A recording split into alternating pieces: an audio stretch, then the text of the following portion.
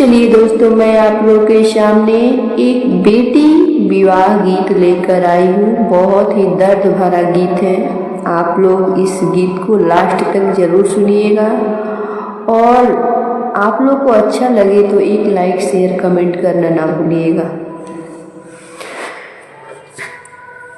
जही दिन बेटी के भइले बियाहवा, रे सिनुरा पड़ल भर मंगरे लालनवा।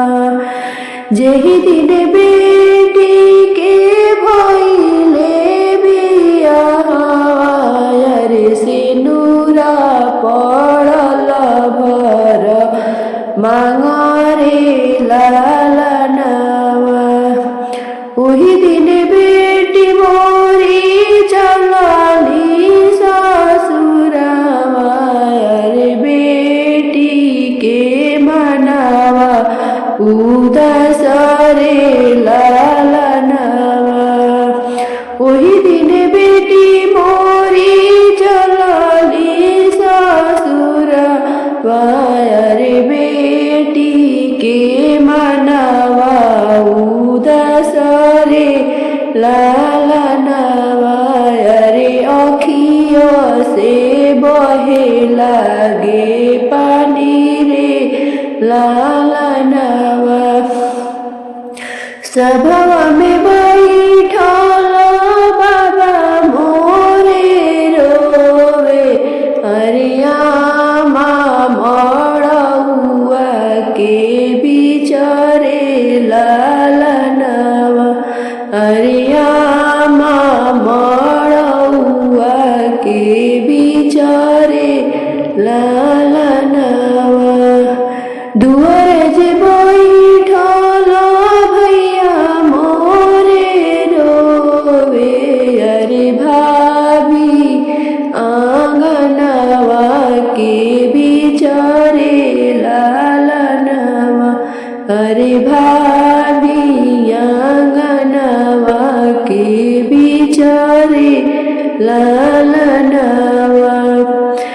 अपने पिया के घर जई मुए बेटी, अरे हंसी खुशी रखी ह परिवार रे लालनवा।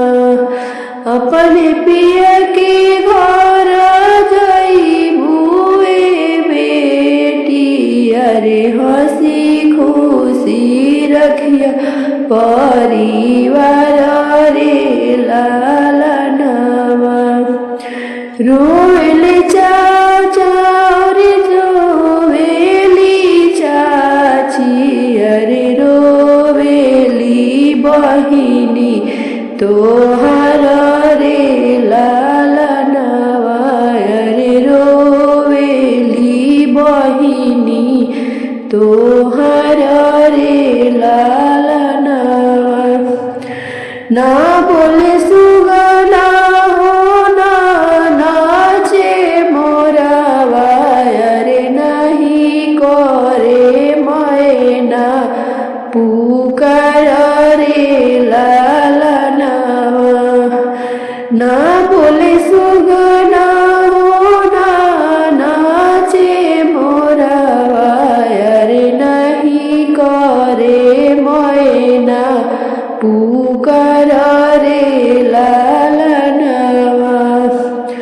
बाबा जे आपन बेटी सब बुझावे, अरे सुन बेटी अरज हमारा रे लालनवा।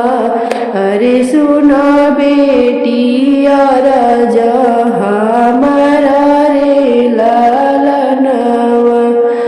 तोहरे रोए से बेटी फटी करे जावा, अरे हम से सहलो नहीं जायो रे लालनवा। अरे हम से सहलो न जाई रे लालनवा। 6 महीनावा में लेबे